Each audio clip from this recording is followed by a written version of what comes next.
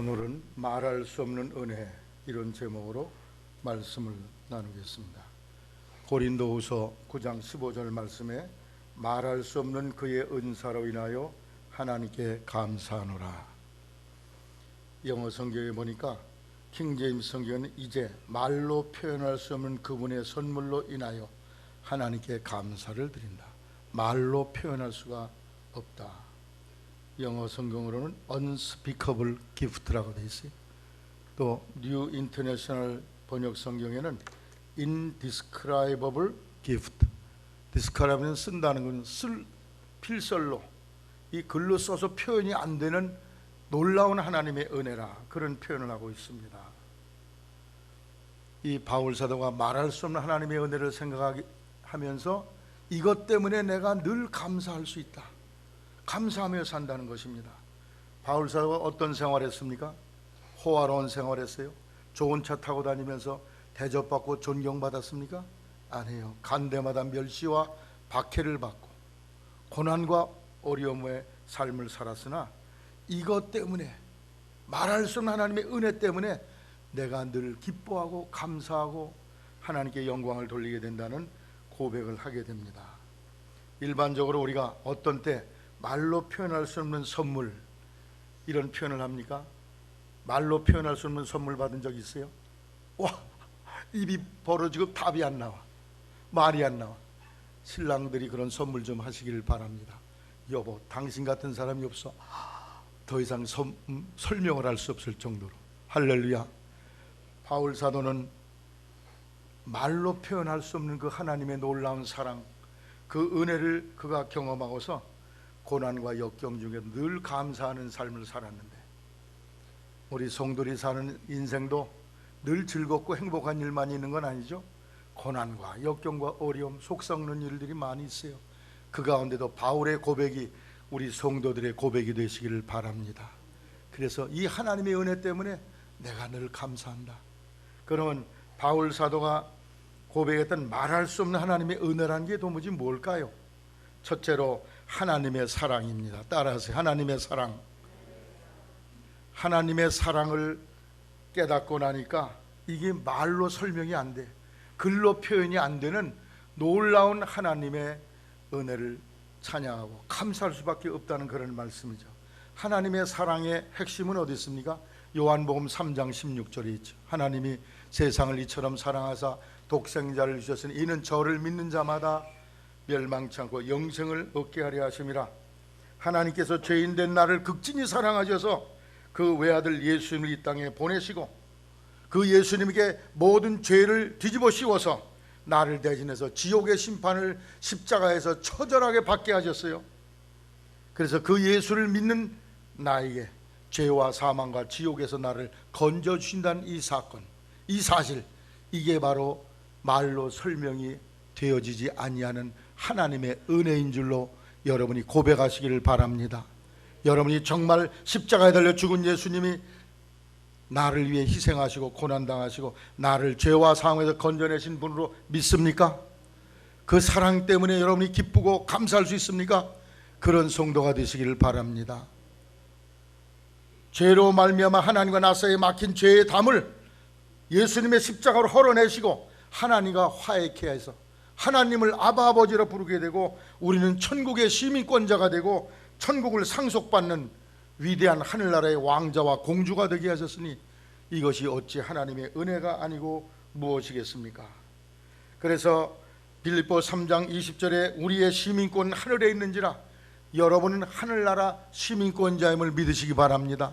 무엇을 통해서? 예수님의 십자가의 보혈의 은혜를 통해서 천국의 이름이 기록되어 있어요. 저 같은 사람이 미국 가려면 미국 출입국 사무소에서 많이 이렇게 날 조사하고 당신 며칠 있을 거예요? 예, 일주일 있겠습니다. 그런 허가를 받고 들어가게 돼요. 그러나 거기서 정한 날짜가 되면 다시 나와야 돼. 왜? 그 나라는 내 나라가 아니기 때문에. 미국 시민권자가 아닌 사람은 권자는 언제든지 들어가서 거기서 영구히 살 수가 있습니다. 마찬가지로 우리는 하늘나라의 시민권자요, 천국이 여러분의 것입니다. 여러분이 예수님의 보혈로 이 놀라운 은혜를 받고 하나님의 사랑을 받은 사람임을 기억하시기를 바랍니다. 하나님이 인간을 사랑해서 육신을 입고 오셔서 나를 건져내셨다는 거예요. 성육신의 사건, 이것이 바로 하나님의 사랑인 것입니다.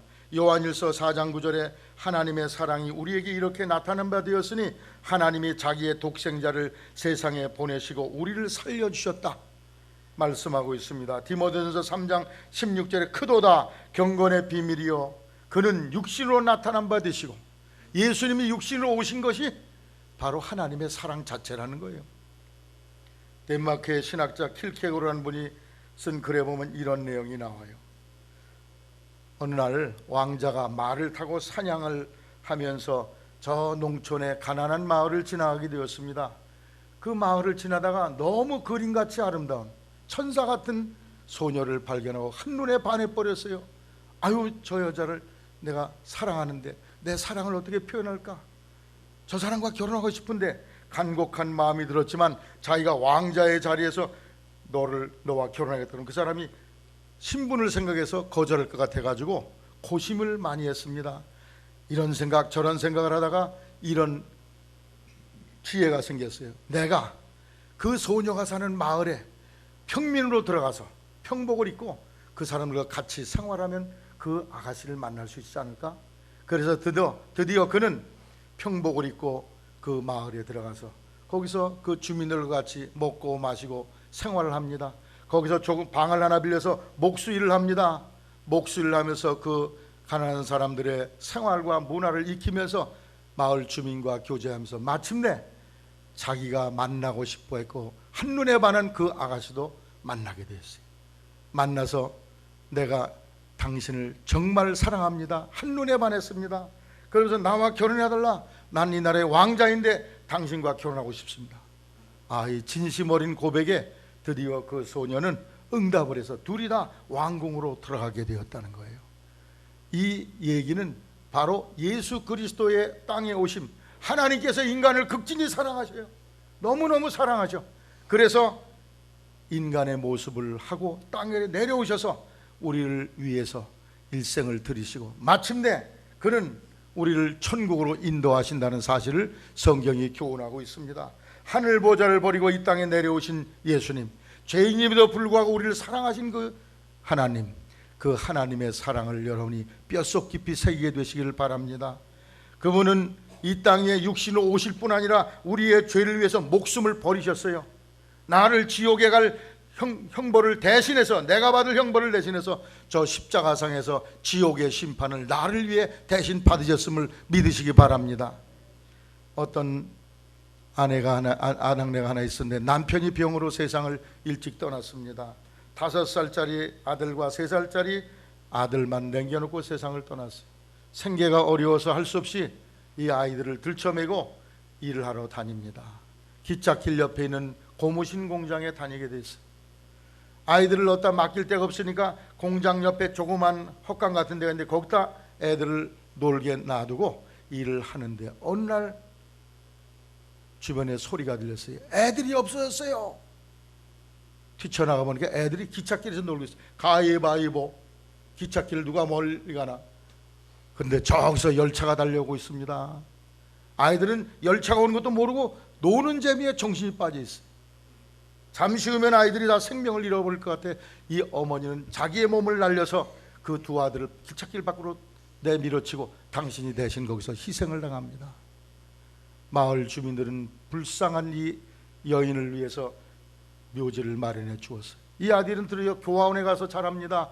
저들이 성인이 돼서 어머니 앞에 어머니 묘지를 찾아와서 거기에 눈물로 감사를 표하면서 묘비를 세우는데 다음과 같은 글을 써놨다는 것입니다. 어머니, 우리 어머니, 사랑의 우리 어머니.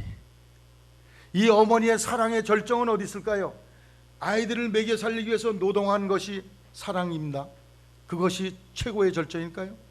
아이들을 위해서 어머니가 그 아이들을 위해서 직장을 다니고 먹을 걸 해준 것이 최고의 사랑의 절정일까요? 아닙니다. 몸을 날려서 목숨을 던져서 두 아이의 생명을 살린 것, 이것이 바로 어머니의 사랑의 최고 절정인 것입니다. 바로 하나님의 아들 예수님이 이 땅에 오셔서 나를 위해 당신의 목숨을 십자가에 던지면서 내 죄를 짊어지고 올라가서 거기서 처참한 최악의 심판을 받게 되었던 것입니다. 우리가 아는 찬송가 중에 이런 찬송가에서 하보겔이라는 사람이 쓴 찬송인데, 내 너를 위하여 몸 버려 피 흘려 내 죄를 속하려 살 길을 주었다. 너 위에 몸을 주건만 날 위해 무엇을 주느냐. 조기 학생들 따로 떨어져요. 이 중요한 시간에 둘이 장난치면 안 돼요. 여러분의 일생에 가장 고귀한 시간이, 거기 머리 숙인 사람 누구야? 신지호 목사님 눈을 끝까지 설교 끝날 때까지 쳐다봐요. 가장 중요한 시간이에요. 예수님께서 우리를 위해 십자가에 죽으셨습니다. 그 죽음과 희생이 바로 나를 죄와 사망에서 구원하고자 하는 대속적인 죽음인 것입니다. 이것이 바로 하나님의 사랑의 절정인 것입니다. 요한복음 15장 13절에 사람이 친구를 위하여 자기 목숨을 버리면 이에서 더 큰 사랑이 없나니. 예수님이 우리를 친구라고 그러고 너희를 위해서 내가 목숨을 버리겠다. 십자가에 죽으셨습니다. 말할 수 없는 하나님의 은혜는 우리를 찾아오실 뿐 아니라 우리를 위해서 우리의 죄를 대신해서 십자가에 제물이 되신 그 하나님의 사랑, 이것이 바로 우리가 설명할 수 없는, 말할 수 없는 하나님의 은혜인 것을 여러분 뼛속 깊이, 가슴 깊이 새기게 되시기를 바랍니다. 예수님은 우리의 모든 죄를 사하십니다. 우리의 모든 죄, 나서부터 죽을 때까지의 모든 죄, 아담부터 세상 마지막까지의 모든 인류의 죄를 사하십니다. 히브리 10장 10절 말씀에 예수 그리스도의 몸을 단번에 들이심으로 말미암아 우리가 죄사함과 거룩함을 얻었다고 그러죠. 따라하세요. 단번에. 예수님의 한 번 죽으심이 모든 것을 구원한다, 해결한다는 그런 뜻입니다. 한 번에, 단번에. 여기 지금 전기가 이렇게 들어와요. 에어컨 히터가 들어옵니다. 옆방에도 전기가 들어오고 히터가 들어오고 그렇게 돼 있어요. 그런데 저 아래는 메인 스위치를 탁 내리면 모든 것이 정지됩니다. 그러나 그 스위치를 올리면 단번에 모든 게 해결돼요. 형광등을 만질 필요도 없어요. 히터를 만질 필요도 없어요. 스위치만 올리면 모든 것이 동시에 다 해결되는 거예요. 이게 바로 단번에, 영어 성경에는 once for all이라고 되어 있어요. 단 한 번 한 것이 모두에게 효과가 있다는 것입니다. 십자가에 달려 죽으신 예수님의 희생 사건이 전 인류를 구원하는 사건을 이루어요. 아담부터 새말까지 모든 인류의 영혼을 죄와 사망에서 건져내는데 유효하다는 말씀이죠. 이것이 바로 하나님의 사랑입니다. 하나님이 우리를 구원하기 위해 누추하고 더러운 죄 많은 이 세상에 오셨을 뿐 아니라 우리의 죄를 짊어지고 십자가에 죽으셨다. 이것이 바로 하나님의 사랑이에요. 어떤 사람은 교회 와서 아유, 이 교회는 사랑이 없어요, 땡땡해요, 그런 사람이 만나봅니다. 그건 사람들이 친절하냐 아니냐 그런 거를 표현하는 건데, 교회에서 말하는 사랑이란 건 뭡니까? 저 십자가에 달려 죽으신 예수님의 사랑, 그거를 발견해야 진정한 사랑을 깨닫게 되는 줄 아시기를 바랍니다. 인간적인 친절과 사랑은 영혼을 구원할 수가 없어요. 십자가에 달려 죽기까지 희생하신 하나님의 사랑, 육신을 입고 오셔서 나를 위해 죽으신 그 사랑을 여러분이 뼛속 깊이 새기시고 그 말로 표현할 수 없는 그 은혜, 그것 때문에 매일의 삶이 감사가 넘치는 생이 되기를 주의 이름으로 당부를 드립니다. 두 번째, 천국을 선물로 주셨어요. 따라서 천국을 선물로 주신다. 계시록 21장에 보면 장차 여러분과 제가 살 하나님의 나라 얼마나 아름다우냐. 모든 눈물을 그 눈에 씻기심에 다시 죽음이 없고 애통하는 것이나 곡하는 것이나 아픈 것이 다시 있지 아니하리니 처음 것들이 다 지나갔습니다. 이 세상과는 전혀 다른, 병원도 없고 아픈 데도 없고 그리고 눈물 흘릴 일도 없고 죽는 일도 없고, 할렐루야. 이 기가 막힌 세계를 여러분을 위해 준비했다는 사실을 여러분이 믿습니까? 이 믿음을 가질 때 여러분이 말할 수 없는 하나님의 은혜를 깨닫게 되고 감격스럽게 주님을 위해 봉사하게 됩니다. 계속해서 새 예루살렘에 대한 내용이 나오는데, 성은 성의 빛이 지극히 귀한 보석 같고 벽옥과 수정같이 막더라. 하늘나라의 보석으로 이루어져 있대. 19절에 보면 12가지 보석으로 이루어졌는데 저는 이 보석이 어떻게 되어 있는지도 모르겠어요. 거의 본 적이 없는 보석들이에요. 성의 성곽의 기초석은 각색 보석으로 꾸몄는데, 첫째 기초석은 벽옥이요, 둘째는 남보석이요, 셋째는 옥수요, 넷째는 녹보석이요, 다섯째는 홍만호요, 여섯 번째는 홍보석이요, 일곱째는 황옥이요, 여덟째는 녹옥이요, 아홉째는 다망옥이요, 열째는 비치옥이요, 열한째는 청옥이요, 열둘째는 자정이라. 그리고 천국에 12문이 있는데 12문은 한 개 덩어리로 된 진주로 만들어져 있대.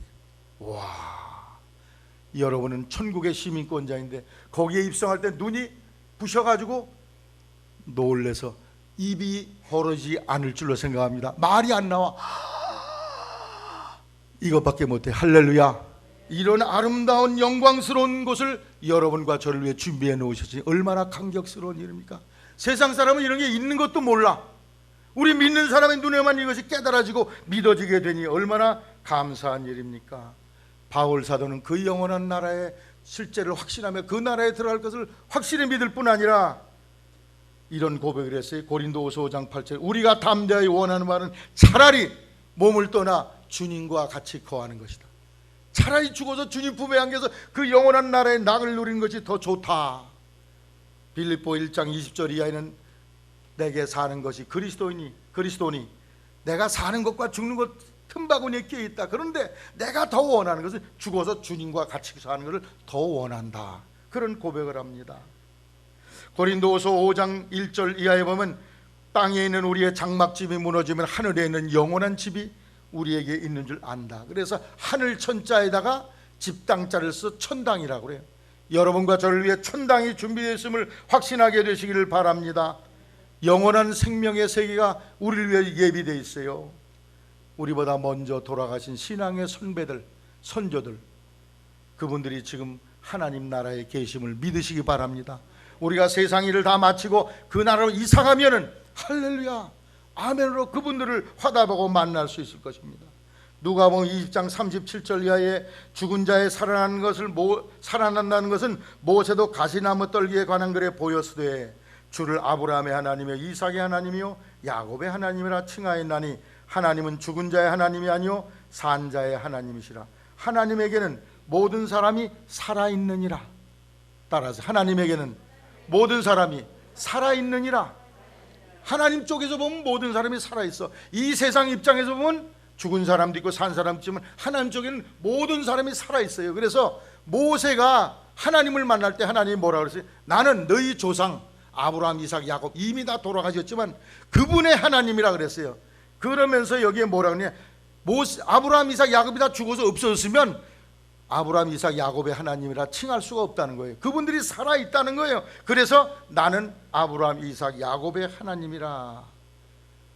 오늘 하나님 앞에는 모든 영혼들이 살아있음을 믿게 되시기를 바라고, 특별히 예수 믿는 영혼들은 낙원에 들어가는 복을 받았음을 확신하시기를 바랍니다. 이 놀라운 선물을 받았으니 어찌 우리가 감사하지 않을 수가 있어요?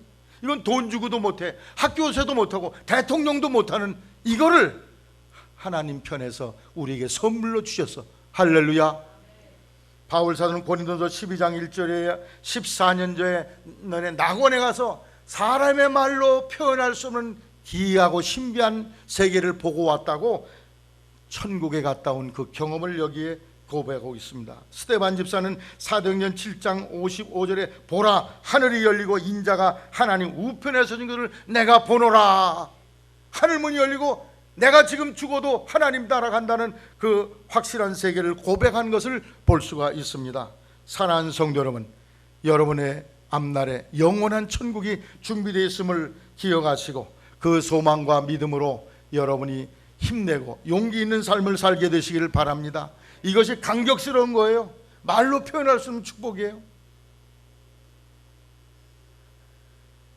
김웅성이라는 분이 미국에 살고 계신데 천주교를 수십 년 동안 다녔어요. 그런데 어느 날 최자실 목사님의 부흥에 간 광고 전단이 들어왔습니다.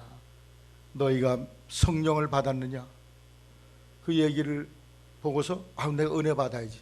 그래 가서 성령을 받고 은혜 받은 뒤에 천주교에 들어가서 성령 운동을 하려고 애를 쓰는데 도저히 먹혀 들어가질 않아요. 그래서 도끼로 마리아상을 찍어버리고 개신교로 돌아왔어요. 그분이 이런 간증을 합니다. 사업에 실패했어요. 미국 가서 실패하고 오갈 데도 없고 그래서 자살해 죽으려고 몇 번을 시도를 했는데 그 죽는 것도 만만치 않더라는 거예요. 그래서 하나님께 기도를 했대. 하나님 죽여주소서. 하나님 방법으로 죽여달라고 그랬다는 거예요. 그래 죽지도 아니하고 계속 몸만 더 아파지더라는 거예요. 그래도 하나님께 맨날 기도를 하는데 1989년 8월 29일 기도하다가 천사의 방문을 받습니다. 천사가 황금으로 된 수레를 가져와서 자기를 그 수레에 태우고 하늘나라를 들어가서 천국의 그 아름다운 세계를 보여주는데, 천국에 입성을 하니까 그 아주 피라미드처럼 아름다운 이런 빛나는 세계가 보이는데 그 꼭대기에는 감히 눈을 뜨고 볼 수 없는 너무나 빛나는 어떤 존재가 계신데, 그 아래는 여러 계단으로 이렇게 되어 있는데 1층을 먼저 올라가게 되었다고 그래요. 그 1단계를 올라가니까 많은 사람들이 거기 1층에 있는데 흰 옷을 입은 사람들이 마치 이분의 표현으로는 껍질을 벗겨놓은 포도 알갱이 같다고 그랬어요. 포도 알갱이 껍질 벗기면 말 같잖아요. 그런 것처럼 얼굴이 아주 해맑고 깨끗하고 아주 그러한 모습의 사람들이 기뻐서 즐거워서 행복에 겨워서 그렇게 생활하고 있는 모습을 보는데, 한 가지 특징은 그 사람들 몸에서는 빛이 나질 않더라는 거야. 다음 두 번째 단계에 올라갔더니 아래층보다는 훨씬 사람 수가 적더래요.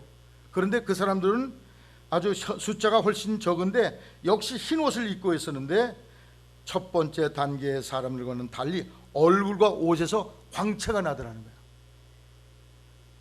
그리고 세 번째 단계에 올라가니까 거기에 역시 흰 옷 입은 사람들이 있는데 그 사람들의 빛의 밝기는 태양빛보다 더 밝은 아주 찬란한 모습을 하고 있다는 것입니다. 그래서 네 번째 단계에 올라갔는데 거기 있는 사람은 더 특별하다는 거예요. 특별한 가운을 입고 있는데 그 가운에 아주 영롱한, 마치 한국의 연예인들이 뭐 무대 보고 입듯이 아주 영롱한 보석으로 몸이 장식되어, 옷이 장식되어 있을 뿐 아니라 거기서 아주 오색 찬란한 빛이 나면서 머리에는 면류관을 쓰고 있더라는 거예요. 그 빛나는 세계까지 갔다가 이렇게 내려오는데 아래에 있는 사람들이 그 위쪽에 있는 사람을 아주 부러워하더래. 좀 더 높은 차원에 올라갔으면 좋겠다. 사랑하는 성도 여러분, 1시간 30분 동안 이분이 그 세계를 보고 와서 당신의 생을 다 접었고 믿음에 아주 몰두하고 헌신한 삶을 살았다는 거예요. 할렐루야. 여러분, 여러분과 저를 위해서 그 영원한 나라가 준비되어 있음을 확신하시기를 바랍니다. 시편 62편 12절에 각 사람이 행한 대로 갚아주신다고 그랬어요. 계시록 22장 12절에도 내가 줄 상이 내게 있어 각 사람에게 그가 행한 대로 갚아주시리라. 고린도서 15장 40절 이하에 너희 수고가 주 안에서 헛되지 않은 줄 알미라. 여러분이 주님을 위해 찬양대 봉사했어요? 주일학 교사했어요? 여러분이 11조 드렸어요? 전도 많이 했어요? 수고한 것을 갚아주실 날이 올 줄로 아시기를 바랍니다. 여러분은 지금 사는 집이 만일 전셋집이거나 월세집인데 지금 저기다 내 집을 짓고 있어. 그러면 이 월세집에다가 도배 다시 하고 아름다운 장식으로 꾸미겠어요? 저쪽 집을 잘 꾸미겠어요? 어디를 꾸미겠어요? 예? 저쪽 집, 내 집, 내가 죽을 날까지 살 그 집에다가 잘 꾸미고 좋은 걸로 여기 꾸미지. 월세집은 언제든지 나갈 집이니까 거기를 왜 꾸며? 이 몸뚱아리는 지금 월세집이야. 내 영혼이 잠시 빌려 사는데 길면 100년 살아요. 여기다 너무 치장하지 마. 적당하게 하시고 저 집에다가 여러분을 투자하시기를 바랍니다. 거기에 가서 볼 때 우와, 입만 딱 벌어져. 할 말이 안 나와. 그게 바로 말로 표현할 수 없는 하나님의 은혜인 줄로 아시기를 바랍니다. 그 세계에 여러분이 많은 걸 준비해 놓으세요. 월세집에다가 여기다 전세집에다 자꾸 집어넣으면 나중에 죽은 뒤에 쓰레기로 다 들어갈 텐데 이게 다. 그 영원한데 여러분이 투자하시기를 바랍니다. 거기에 헌신 봉사를 들으시기를 바랍니다. 그래야 하늘나라의 영원한 세계에서 상을 받고 그 나라의 기가 막힌 세계에 여러분이 그 복을 누리게 될 줄로 확신하기를 바랍니다. 근데 천국만 보여준 게 아니야. 지옥도 보여줬어요. 어디를 가니까 누런 사막 같은 곳이 있었는데 사람들이 마치 마른 장작개비처럼 메말라 있었고 마실 물이 없어 너무도 고통스럽고 초갈이 나서 죽을 지경이라고 고통스러워하면서 몸을 비틀고 있더래요. 그래서 천사에게 물었다는 거예요. 저 사람은 누구요? 그랬더니 술 마시는 것을 너무 즐거워하던 사람들이라는 거예요. 술 마시는 거 너무 좋아하지 마시기를 바랍니다. 그냥 먹고 싶은 사람은 약으로만 잡수세요. 약으로. 그 외에 술로 말미암아 방탕하고 타락하면 그 영혼이 망하게 된다는 게 잠언 23장 29절에 까닭 없는 창 상처가 뉘게 있느뇨 붉은 눈이 뉘게 있느뇨 술에 잠긴 자이고 혼합한 술을 구하러 다니는 자에게 있느니라. 이 잠언서를 쓸 구약시대도 혼합한 술을 좋아했나 봐. 소주에다가 막걸리에다가 양주에다가 다 들어버가지고 먹는 거. 그냥 소주만 먹으면 정신이 어지러워지지 않으니까 이걸 다 쏟아부어가지고 한꺼번에. 그 술 이름 뭐라고 그러지? 에? 폭탄주. 먹어봤어요? 먹지 마시기 바랍니다. 폭탄주 먹으면 여기가 가서 누런 사막 같은 곳에 마른 장작개피가 목말라 죽겠다고 발버둥치는 그런 불행한 인생이 된다는 거예요. 가늠한 여자들이 가는 곳, 수많은 곳에 수많은 벌거벗은 여자들이 있는데 그 여자 위에 곰 같기도 하고 머리는 여우같이 하이에나같이 무지막지하게 생긴 시꺼먼 동물이 하나씩 틀어쥐고 앉아가지고 날카로운 손톱에 칼로 제 긁어내고 찢어내고 그러더라고요. 끔찍한 곳이죠. 세상에 부귀를 누리면서 제 배만 채우며 살던 사람들, 별별 사람들을 다 보게 돼요. 세상 명예와 영광에 취했던 자들이 지옥에서 고통스러워하고 어느 곳을 가니까 골짜기를 지나서 어떤 사람들이 와르르 몰려가더래. 그래서 저 사람들이 뭐 하는 겁니까? 그랬더니 저 밑에를 봐라 그러니까 밑에를 보니까 불이 활활 타오르더래. 불타는 그 불 속세 후라이팬 같은 데서 이리 뛰고 저리 뛰고 요새 댄스 오래 가서 춤추고 하는 사람들이 다 거기 가는 거 연습하는 것 같아. 내가 보니까 거기 가는 거 불행스럽게 여기시기를 아시기를 바랍니다. 근데 내가 일산만 가면은 일산 화장실에 가면 그런데 오라고 그냥 얼마나 이게 많이 뿌려져 있는지 몰라. 일산이 완전 이상한 동네 같아. 내가 보기야. 일산이 산이 하나가 있어야 되는데 하나님 믿는 산만 있어야 되는데 엉뚱한 산으로 인도하는 걸 볼 수가 있어요. 사랑하는 성도 여러분, 우리가 이 땅에 살면서 살다가 죽으면 인생이 끝이 아닙니다.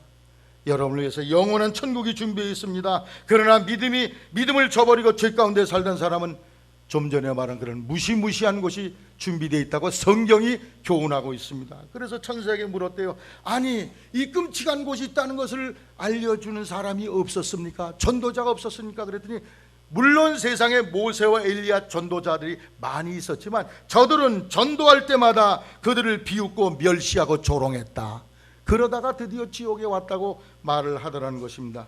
사랑하는 성도 여러분, 오늘 우리가 이 땅에서 하나님께서 주신 영원한 세계를 바라보면서 그 소망이 충만하게 살기를 바랍니다. 마지막에 그가 집으로 땅으로 돌아오기 전에 주님께서 이렇게 말씀하시더래요. 너는 세상에 나가서 내 사명, 복음을 전하는 사명을 다하라. 하나님이 명령을 하시더라는 거예요. 디모데후서 4장 1절에 말세에 사람들이 바른 교훈을 받기를 싫어한다고 그랬어요. 그래서 귀가 가려워서 자기 사욕을 따를 스승을 많이 두고 귀를 진리에서 돌이켜 허탄한 이야기를 따르리라. 진리를 따르지 않는다는 거예요. 하나님 말씀 전도하면 이번 지난 목요일날 우리 전도팀 30명이 나가 전도하는데 여기 어떤 분이 전도를 하면 일어나서 망치로 때리려고 그러더래요. 막 자기는 처음 이렇게 전도를 해봤는데 무서워서 도망왔다는 거야. 또 두 번째 시도를 했더니 더 높이 일어나더래. 이야, 보통 마귀 역사가 아니에요. 사랑하는 성도 여러분, 장차 우리에게 나타날 영광스러운 세계를 하나님이 돈 주고 사는 게 아니라 거저 주셨어. 이것 때문에 여러분이 감격하고 감사하는 삶이 되시기를 주님의 이름으로 부탁을 드립니다. 끝으로 여기서 천국을 누리게 하셨어. 따라, 여기서 천국을 누리게 하신다. 말할 수 없는 하나님의 선물이 뭐냐? 지금 여기서 하나님의 나라의 축복을 누려. 내가 여기가 어떤 세상입니까? 근심과 걱정과 염려가 도전하고 나를 아주 엄몰하려는 이런 악한 시대인데 여기서 내가 마음의 천국을 누리며 산다는 거예요. 누가복음 17장에 바리새인들이 하나님 나라가 언제 옵니까? 그랬더니 하나님의 나라는 여기 있다 저기 있다 할 것이 아니요, 따라하세요. 너희 안에 있느니라. 내 속에 있다는 거예요. 내 속에. 여러분 속에 천국이 있기를 바랍니다. 진정으로 예수를 영접하는 마음에 천국이 있어요. 로마서 14장 17절에 하나님의 나라는 먹고 마시는 것이 아니요 오직 성령 안에서 의와 평강과 희락이라. 예수 믿는 성도의 마음속에 평강이 있어, 희락이 있어. 만사가 내 뜻대로 되기 때문에 기쁜 게 아니야. 예수님이 같이 하시기 때문에 내 영혼이 기뻐. 여기서 지금 그 축복을 여러분이 누리면서 정말 이것이야말로 말할 수 없는 하나님의 은혜라는 것을 기억하기를 바랍니다. 미국에 한 대부자가 있었는데 이 갑부는 자기 취미생활이 골동품 수집이에요. 어느 날 잡지를 보니까 어느 유럽의 왕가에서 사용하던 유명한 도자기 골동품 하나가 거기 소개되어 있는데 보자마자 그걸 꼭 갖고 싶어. 그래서 그 잡지사에다 연락했더니 그게 누구네 집에 누가 소장하고 있는지 모른다는 거예요. 그래서 그걸 찾으러 유럽에도 가고 곳곳을 방황하며 헤매는데 세월이 오래 지난 뒤에 또 그 내용이 실렸는데 그걸 소장한 사람의 누군가를 그 아래 자세히 설명을 하고 있어요. 보니까 그 사람은 미국에 사는 억만장자인데 그 사람의 이름은 아무개입니다 하고 썼는데 그게 바로 자기 이름이야. 자기가 이제까지 수집해놓은 골동품 중에 그 귀한 자기가 있었는데 그걸 모르고 산 거예요. 자기는 그 창고를 가서 뒤져보니까 거기에 그 사진에 나온 그 골동품이 그대로 자기 집에 소장되는 거예요. 할렐루야. 오늘 우리 성도들이 예수님을 통해서 내 마음에 천국의 환희와 희열과 기쁨을 이미 주셨는데 그건 다 잃어버리고 딴 데서 자꾸 희망을 찾으려고, 기쁨을 찾으려고 그래. 부쉐라는 그런 독일의 시인이 이런 글을 써서 행복을 찾기 위해서 산 넘어가라. 산을 넘어갔더니 거기에 팻말이 있어. 행복은 여기 있지. 또 산을 넘어가라. 그래서 산을 또 넘어갔더니 거기도 또 팻말이 있어. 넘고 넘다 보니까 나중엔 눈이 흐려서 팻말의 글씨가 보이지 않더라는 거예요. 사랑하는 성도는 행복은 산 넘어 어디 있는 게 아니야. 어디 있어요? 여기 지금 예수 영접한 사람의 영혼 속에 하나님의 나라가 있다는 사실을 믿게 되시기를 바랍니다. 예수 믿는 사람들 보면 얼굴이 달라, 관상이 다르다니까 다 천사의 모습 같아. 얼굴이 평안해. 왜 그래요? 믿지 않은 사람은 어떻게 삽니까? 무엇을 마실까, 먹을까, 입을까 염려, 걱정, 근심 속에 살아가요. 어떤 부인이 있었는데 남편이 돌아가셨어요. 그래가지고 재혼을 했습니다. 근데 그 재혼하신 남편도 또 돌아가셨어. 세 번째 결혼을 했어요. 이 여자분은 날로 초췌해져 가요. 근심 걱정으로 잠을 못 자요. 그래서 그 남편이 아니 내가 뭘 잘못했습니까? 어떻게 해드려야 행복하시겠습니까? 어떻게 해야 건강하십니까? 그러자 그 아내가 말하기를 나는 마음의 병이 있습니다. 무슨 병인데요? 첫째 남편이 돌아가셨어요. 둘째 남편 돌아가셨어요. 당신이 죽을까 봐 내가 걱정 근심으로 밤잠을 못 잡니다. 걱정과 근심을 하나님께 맡기시기를 바랍니다. 오늘 죽으면 천당 갈 줄로 믿으시기 바랍니다. 걱정 근심하지 마세요. 남편들 걱정 마세요. 아내들 걱정하지 마세요. 만일 죽는 일이 생긴다면 죽으면 우리는 천국, 더 좋은 데로 이사가. 천국에 계신 분은 땅에서 농사 짓던 거 생각도 안 해. 사업 경영하는 거 생각도 안 해. 왜? 거기가 너무 좋아서. 그 기가 막힌 데 여러분을 위해 준비해 있음을 믿으시고 그 모든 삶을 하나님께 맡기시기를 바랍니다. 하나님은 우리에게 내가 나를 아는 것보다 더 나를 자세히 알고 계셔. 내가 필요한 것보다 더 많은 것을 알고 계셔. 내가 열을 구하면 100을 주시려는 하나님이신 줄로 믿으시기를 바랍니다. 하나님의 아들까지 주시고 천당까지 주신 하나님께서 안 주실 게 뭐가 있겠습니까? 모든 걸 줄 줄로 굳게 믿으시기를 주의 이름으로 부탁을 드립니다. 걱정 염려하지 마세요. 잠언 16장 3절에 너의 행사를 여호와께 맡기라 그랬어. 다 맡겨. 사나 죽으나. 마태복음에 무엇을 먹을까 마실까 입을까 걱정하지 말아라. 걱정해서 키를 크게 하냐, 머리를 희게 하냐, 검은 머리를 희게 하냐, 걱정하지 말라. 하나님께 다 맡기고 그날 생활에 족하고 감사할 것을 교훈하고 있습니다. 예수님을 영접한 성도는 하나님이 책임지심을 믿으시기 바랍니다. 하나님이 책임지셔요. 하나님의 아들과 딸, 장차 천국을 상속받을 천국의 왕자여 공주가 되었으니 하나님이 나를 책임질 줄로 믿으시기를 바랍니다. 이 김석식 권사님, 시우 용돈 누가 주시나요? 내가 줘야 돼요? 아버지가 주잖아. 왜 그래요? 아버지니까. 아버지가 자식을 책임지는 거예요. 하나님 아버지가 나를 책임질 줄로 믿으시기를 바랍니다. 대학 등록금은 주시갔어 안 주시갔어? 야 이놈아 네가 벌어서 해라. 그러시겠어요? 대주지. 유학 간다 그러면 대주려고 그래. 아버지 어머니는 최선을 다해서 자식을 위해서 해주고 싶은 게 아버지 어머니만. 우리 하나님 아버지가 바로 그러한 분이심을 믿으시고 여러분이 하나님께 모든 걸 맡기고 여러분 마음에 하나님이신 평안을 지금 여기서부터 누리게 되시기를 바랍니다. 괜히 걱정 근심해서 이마에 주름 맞느라고 위장병 생기고 간병 생기고 그래서 고통당하지 마시고 하나님께 다 맡겨요. 마음이 태평하고 평안해. 우리 교회 제일 평안한 분이 계세요. 김태평이라는 분이 계신데 아주 평안하십니다. 할렐루야. 이름을 너무 잘 지어주셨어. 할렐루야. 지금 여기서 태평한 마음을 누리는 거. 이게 말할 수 없는 하나님의 은혜임을 아시기를 주의 이름으로 당부를 드립니다. 말할 수 없는 하나님의 은혜가 뭡니까? 하나님이 날 사랑해서 그분이 육신을 쓰고 오셔서 날 위해 죽어주시고 날 죄와 사망에서 건져주셨어요. 둘째로 영원한 천국, 죽음을 넘어서도 영원히 사는 그 천국을 날 위해 준비해 주시고 여기서 지금 하늘나라의 평안을 누리게 하셨으니 이것이야말로 말할 수 없는 은혜인 줄로 믿습니다. 이걸 기억하면서 이것이 뼛속 깊이 새겨져서 항상 감사하고 항상 기뻐하는 천국 생활하시기를 주의 이름으로 축원합니다.